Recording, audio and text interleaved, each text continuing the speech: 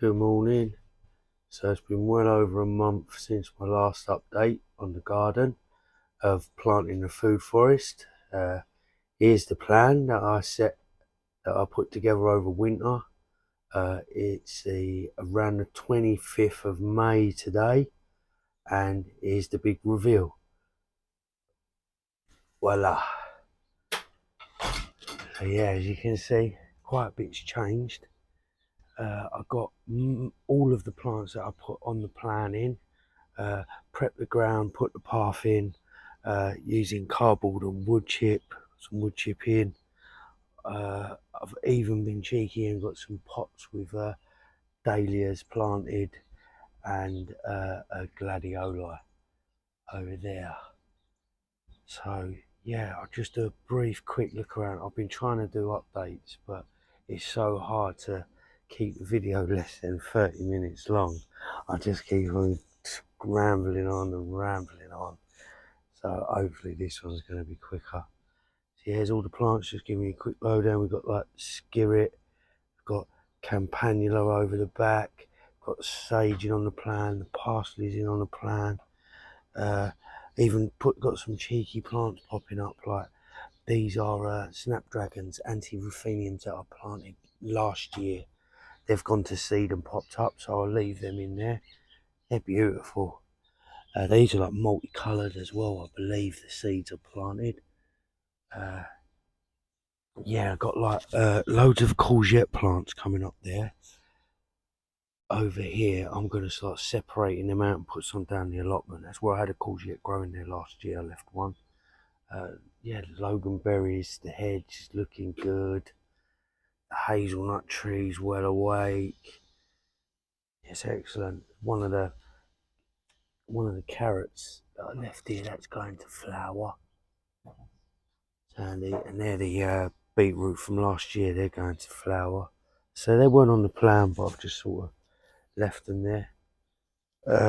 Even got like some cheeky lupins I've put in, knocking about. That's a potato from last year. I've left that for now.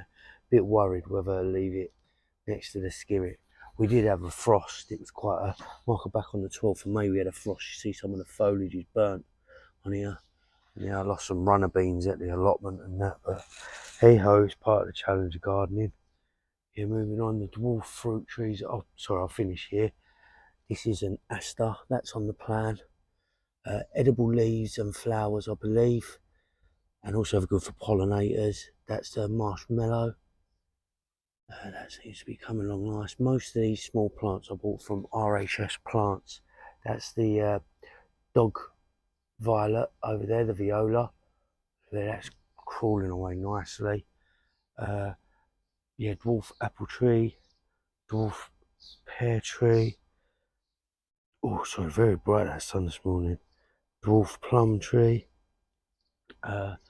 Last plants that are on the plan are these guys down here. This is the creeping comfrey. Nutrient accumulators. So they're going to be using those leaves as fertilizer and that. They're very deep rooting plants. They bring up a lot of nutrients. I've sort of kept them out of the way of all of the new plants growing, and yeah, hopefully they establish well. Moving on to this side, we've got Welsh onions. They're a perennial onion. Just keep cut and they come again. We've got the start of some of the Aduloreptans bugleweed. That one wasn't looking very healthy, but it is picking up. Give you compared to the other two plants that are planted at the same time. That's a bugleweed, that's looking healthier, and that's a bugleweed, that's looking healthier. Got alpine strawberries, 3 of those in. These guys are already shooting out runners, which is great. And obviously their purpose is a little bit of food in the food forest, so we've got very little bit of food coming, and also to act as a weed suppressor, so to form a carpet of plants, and they're already starting to do that. See these little runners coming out of them? It's perfect. Yeah, I'm really happy. Alpine strawberry, that's there, and I've got another one there, another one there. We've got some bigger strawberries on there. Ooh, we'll have to get the cream out. Look at the size of that. Yeah, runners coming out of there. moving on all up the back there. When remember, it was looking quite bare. I think I don't even know if I showed you this on the last update. Oh, sorry, have a look. I'm going to link it to the video anyway. This is the bed I've dedicated to Jerusalem artichoke. So I've got approximately 10 bulbs in there. I think only 9 or so have actually come through. There seems to be one missing over there, but yeah, Jerusalem artichoke are ever so tall. They should take the height for this fence. So yeah, they're in their sunflower family, and I'm looking to use them to replace potato in my diet. I'm going to try and use them like potato. They're also a perennial, or they're an annual, but because tubers are left in the ground, they'll come back every year. But yeah, moving on, we've got the black currant. There's all these black currants actually on there. That's going to take up this space, a metre by a metre. There's a loop in there. I don't know if I said that. This is a yarrow. That's on the plan. It's looking nice, looking healthy. This is another campanula, Siberian bellflower. I should just say that really. And yeah, just not in dotted around everywhere as well. I've sort of left some of these new weeds coming through just to see what they are like. That's they're coming through is a candula, lovely edible orange flower on it. So I've left that.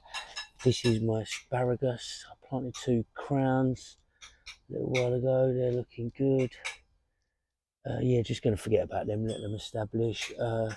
Yeah, moving on. There's another skirret, and we've got these guys I've left. There's like nettles coming through there. There's some candula plants coming through there. I think candula pot marigold coming through there, and I've got this is the kale Taunton Dean, and that is another kale Taunton Dean. Believe it or not, I planted these 2 at the same time.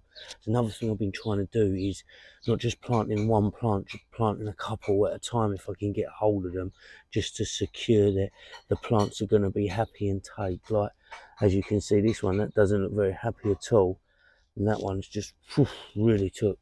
Number more wildflowers knocking around in here, like that's a nigella I left. Yeah, nearly there, guys. That's a lupin. That's the lemon verbena, the yellow circle on the plan. That's a sage that I thought I lost last year, but it actually came back. It was hidden. And yeah, that's about it. I mean, yeah, I can't wait to come back next month to show you how it's sort of going and what's working, what is working, what's not working. So far, little things like there's a little like that wasn't that would have been an issue if I only had one plant and it was that one. Over here, the sages, I planted 3 of those to try and secure, because I sort of felt in my water that this was the wrong soil type for sage. And out of the 3, there's one still going strong. That one's actually withered away and near enough died, you know. I think it's source again. It doesn't help that there's a potato growing underneath it. That's a potato.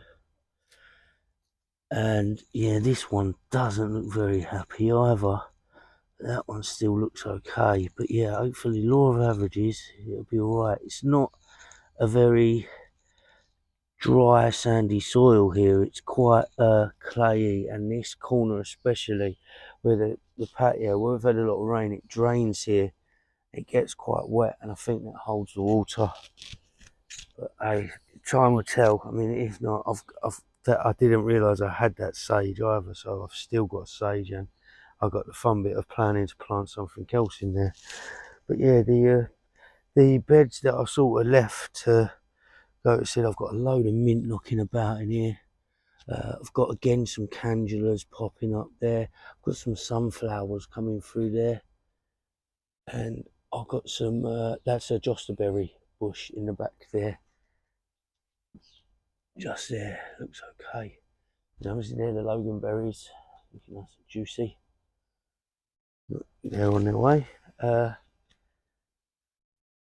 Yeah, this bed I need to get planting in here. There's some of those nigellas that I've left to go to seed. They're beauties, aren't they? And yeah, this bed again is wild at the minute. I'm seeing if any beans pop through from where I had beans growing here last year.